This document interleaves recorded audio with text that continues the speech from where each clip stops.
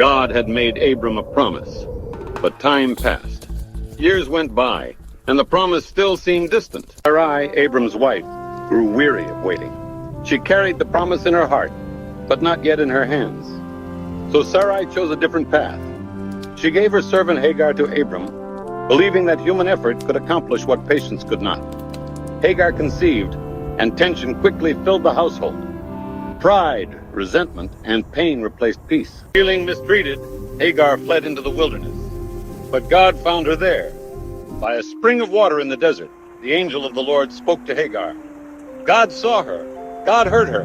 God promised that her child would not be forgotten. Hagar gave God a name, the God who sees me.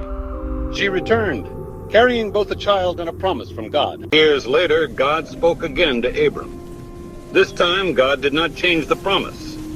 He expanded it. God changed Abram's name to Abraham, meaning father of many nations.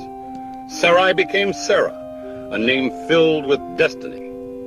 God reminded Abraham that the promise would come through Sarah, not through human striving, but through divine power. Abraham fell face down and laughed, not from disbelief, but from wonder mixed with uncertainty. Soon after, 3 visitors appeared near Abraham's tent. Abraham welcomed them with honor. He served them generously, not knowing at first that he was hosting a divine encounter. As they ate, one of the visitors spoke. Sarah will have a son. Sarah overheard and laughed quietly to herself. The promise felt impossible. She was old. Her body had long passed the age of childbearing. But God responded with a question that echoed through generations. Is anything too hard for the Lord? God was not offended by Sarah's laughter.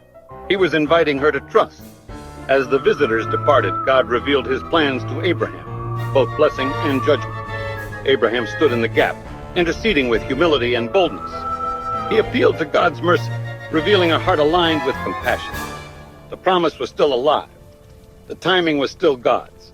And the story was moving forward, not by human strength, but by faith in a faithful God.